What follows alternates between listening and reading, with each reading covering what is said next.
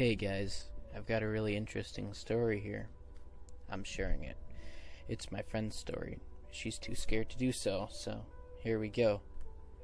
My friend, who we'll call Mary for anonymity's sake, used to belong to a church that was a branch of her main one in the Philippines, where she was born, and where much of her family still lives. Mary's church was incredibly strict, claiming you'll be damned to hell if you as much as swore. They'd also have to attend church not once, but 3 times a week. I had been at her church with her a few times, and I was wary from the start. For example, once a pastor learned that I was a lesbian, he decided to make the whole sermon about me and how gays were doomed to hell. It really pissed me off, and I didn't go with her again.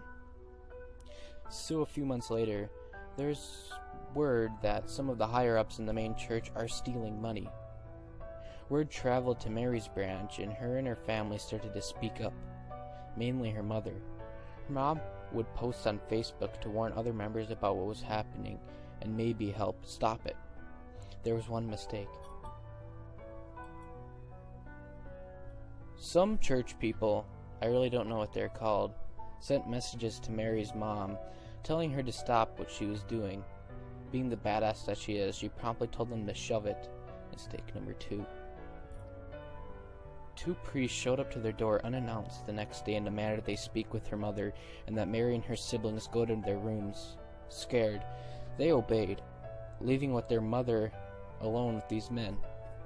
Now nobody but her mom knows what happened, but from what I can say that they came out of their rooms to see her curled up on the floor sobbing. Let me stop to emphasize for a moment that this lady is probably the toughest woman I've ever met. So for her to be like this really scared everybody. At this time, reports started popping up of people going missing all over the Philippines. And with further research, they found out that everyone was people who spoke up against the church. I am dead serious here. Everybody's getting really scared, and Mary is confiding everything to me in hopes I could help her, which I tried, but I couldn't do much. One night, she's sitting in her living room where her siblings are asleep, and lo and behold, the same 2 men show up again and start banging on the door like they're going to break it down. Mary jumps behind the couch and frantically starts texting me while this is going on. It is midnight, and these 2 psychos are trying to break her door in. I'm urging her to call the cops or her parents, who were out. And she's telling me that she's too scared. This goes on for 30 freaking minutes before they give up and leave. The moment they do, she rushes to her siblings and they run out, saying they heard everything. The final straw came when her aunt traveled back home to visit some friends, and the church actually tried to find her. At this point, the disappearances in the Philippines had grown in numbers, and police weren't finding anything, probably because they were tipped off, as Mary said. We don't have much more information on this particular incident, aside from the facts that after her mom posted about it to Facebook, they were excommunicated. This is still going on, though a lot more subdued for them, at least. The tracking she can't post here, or I can't give her name, is because they're still tracking people down. If you know anything of this that can help her, please let me know. I want my friend to be able to feel safe again. Hey guys, I've got a really interesting story here. A couple of years ago, I was living in a small 2-bedroom apartment with just my small chihuahua and myself. For perspective, I was a 22-year-old female. Also, the apartment I lived at was more like a large house that was separated into 3 sections, 3 different apartments. I only had one other neighbor living at these units, and he lived to my left. All other units were vacant, and I had never felt unsafe living around here until this incident. I left for work at around 7:30 a.m. and wouldn't return home until after 5 p.m. I had a definite daily routine. While I was at work, I would leave my dog in the living room area so she could lounge on the couch in this area where there was a large sliding glass door that led to the backyard. When I'd take Honey, my dog, out to potty, there was a large red fence that wrapped around my yard and separated it from my neighbor's yard on the left, right, and behind. Besides, my one fellow renter, there were a few houses that were occupied behind me.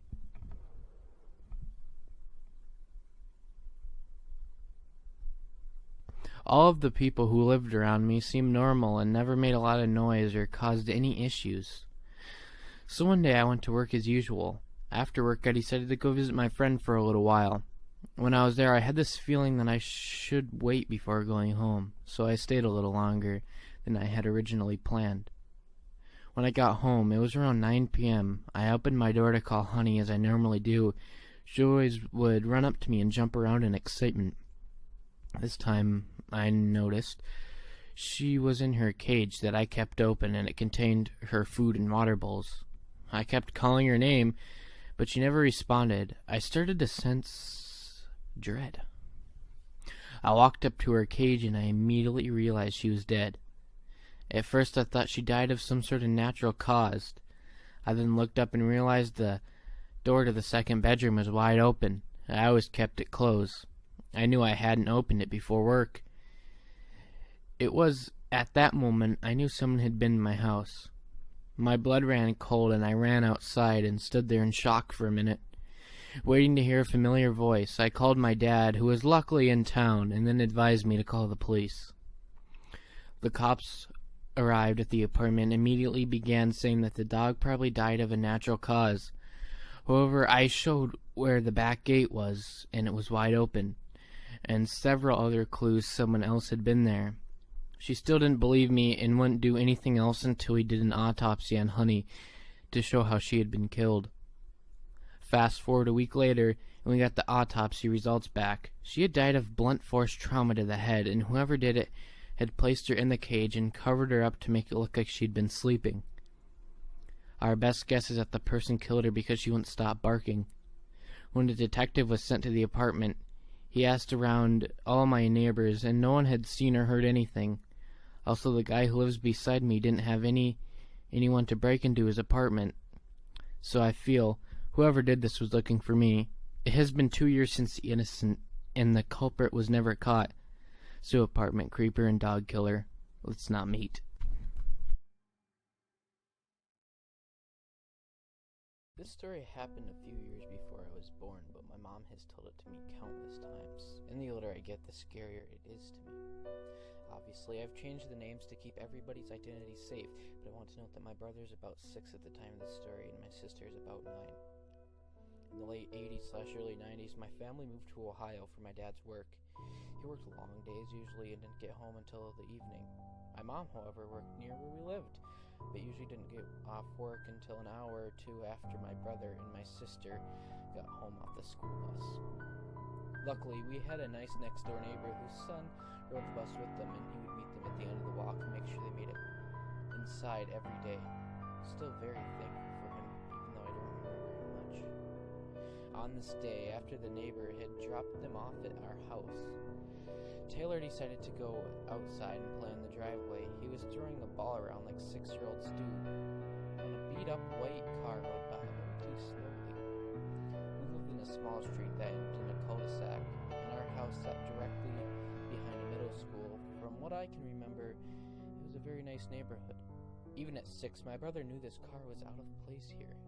He said he scooted back up the driveway towards the house when the car pulled around again, eventually slowing to a stop right in front of him. The guy who can only be described as your typical 1980s kidnapper/creeper, greasy dark hair, dark sunglasses, and a baseball cap, rolled down his window and offered what every 1980s kidnapper offered kid who kidnapped in the 1980s: candy. Taylor fortunately remembered his mother's years of strangers are lying about the candy training. He shook his head and fumbled backwards towards the house, not taking his eye off the guy. Realizing candy didn't work, he tried puppies next, assuring my brother that his puppy was lost and he needed him to find it. This apparently flipped the final switch for Taylor, who then screamed at the top of his lungs and ran back to the house to get docked. The screaming scared the guy shitless. He peeled out so fast he left tire marks in the road, and after pointed out back door. To the neighbor's house, who called my mom and then the police.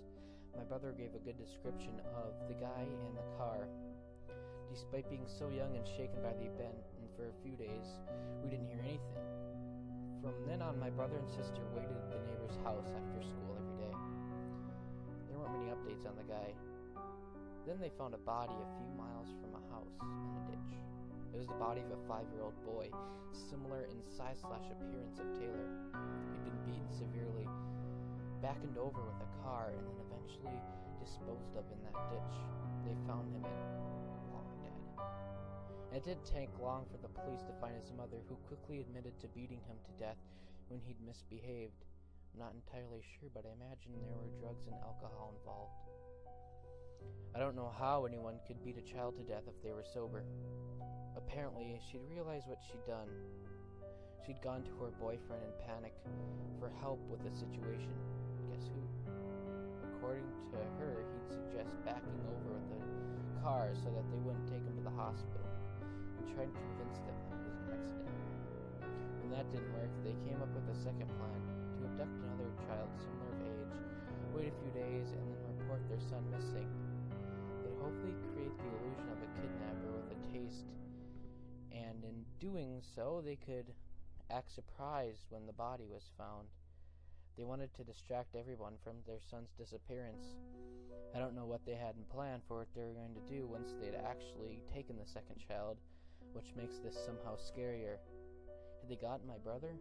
Of course, returning him afterwards would be out of the question, and I couldn't help imagine that he'd wind up in another ditch somewhere else. I don't know what happened to them after that, but I'm hoping and kind of assuming they're locked up for most of, if not the rest of their lives. I grew up hearing this story, which is probably part of the reason I am so interested in Let's Not Me. I'm thankful every day my mom instilled such a solid sense of stranger danger in us, because without it, I'd most likely not have an awesome older